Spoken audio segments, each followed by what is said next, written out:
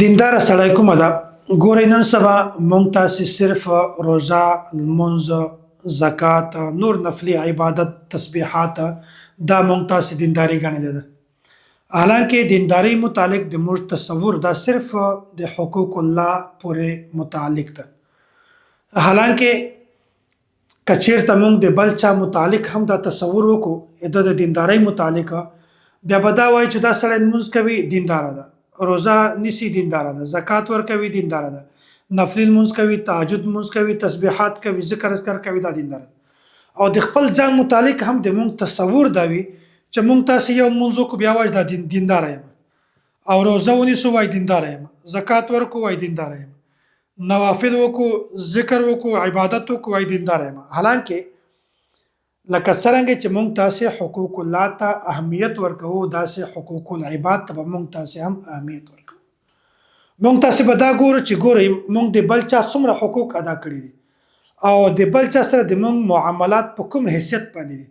د معاملاتو په نزدیک باندې د معاملاتو په ترتیب باندې د بل چا د حقوقو په ترتیب باندې مونږ په کومه کوالټي کې یو د مونږ سټیټس کومه ده مونږ هغه مقام ته رسیږو او که نه نو لکه څرنګه چې حقوق الله دا د اهمیت قابل ده د دې ډېر زیات اهمیت ده او داسې د حقوق العبادو هم ډېر زیات اهمیت لکه څرنګه چې د انسان لپاره حقوق الله کول د الله تعالی د حق په وجه باندې چې هغه په موږ تاسې باندې لازم شوی ده هغې کول ضروري دي داسې د بنده حق هم د موږ دپاره ضروري ده نو داسې شریعت لکه څرنګه چې د عبادت او اهمیت باندې زور ورکړی ده دغه سي معاشرت معاملات د خلکو سره ولاړی ناستای سفر او کیناستلو د متعلق هم شریعت او د اهمیت باندې ډیر زور ورکړی ده سیدنا فاروق اعظم رضی الله تعالی عنہ دته یو مقدمه چارولله او هغه مقدمه کې داسې و چې دوه گواهانو بیا یو گواه داسې و چې هغه متعلق حضرت عمر فاروق رضی الله تعالی عنہ علم چې دا گواه دا عادل ده دا نیک ده دا د گواهی قابل ده او بل هغه کس چې هغه متعلق حضرت عمر فاروق رضی الله تعالی عنہ علم نو چې دا کس والله علم چې عادل ده نیک ده او د گواهی قبول ده نه ده قبوله بیا د په هغه وخت کې دا اعلان وکوي څوک داسې شته چې هغه د کس د گواهی ثابته کړي د عدالت ثابت کړي هغه متعلق گواهی ورکړي چې دا سړی بالکل عادل ده د گواهی د قبول شي نو په هغه مجلس کې څوک نه و صرف یو کس داسې و چې هغه د وویل چې زه د دغه انسان گواهی ورکوم چې دا عادل ده نیک ده حضرت عمر رضی الله تعالی عنہ د دغه انسان نه درې سوالونه وکړل دا کوم کس چې د بل کس گواهی ورکوي درې سوالونه نه وکړل اول سوال خدا ده هغه ته وویل چې ګوره دا انسان د تا چیرته ګاونډي پاتې شوی ده چې د هغه ولاړی د هغه ناستۍ د هغې شپه د هغې ورځ ته معلومه وي د ورته چې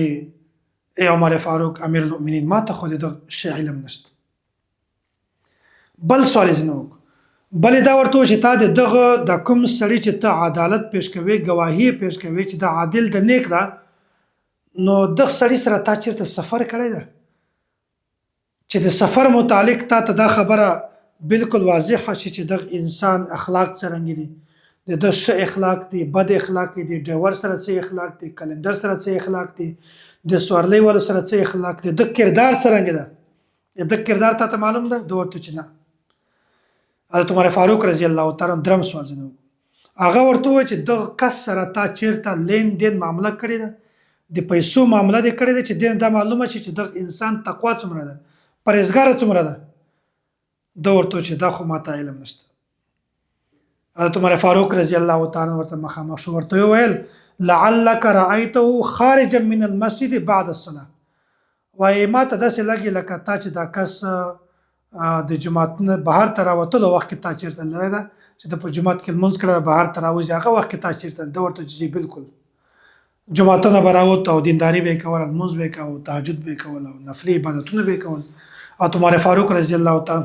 ورته وفرمایل وای فانت لا تعرف وای ته دا کس نه پیژنې دغه کس ته پیژندګلي لپاره ضروري ده چې دا کس لکه څرنګه چې د الله تعالی حقوق په ځای کوي داسې دته پکار ده چې د بنده هم حقوق په ځای کوي لکه څرنګه چې دا کس د الله تعالی په حق باندې عمل کوي، د بنده په حق باندې هم عمل کوي. نو دغه کس چې دا چا د عدالت ثابتاوه، دغه کس باره کې علم وو چې دا دیندار ده، دا لمونځ کوي، دا روزه نیسي، دا تهجد لمونځ کوي او زکات ادا کوي او حج ته کوي او نفلي عبادتونه کوي، خو دته دا پته نه وه چې د دغه کس د بل کس سره د پیسو معامله کې لین دین څرنګه ده، د ده ولاړی نستی څرنګه ده او د ده په سفر کې کردار څرنګه ده، دغه متعلق علم نو ورته. حضرت عمر فاروق رضی الله تعالی عنہ ورته فرمایل وایي دغه مطلب دا ده چې دا کس ته بالکل لیدلی هم نه ده او پیژنې هم نه. نو چې یو کس نه پیژنې هغې متعلق څرنګه ګواهي ورکولی شي؟ نو خلاصه دا ده چې حضرت عمر رضی الله تعالی عنہ لکه څرنګه چې د اسلام دپاره مسلمانوالي دپاره د الله تعالی په حقوقو باندې عمل ضروري ده،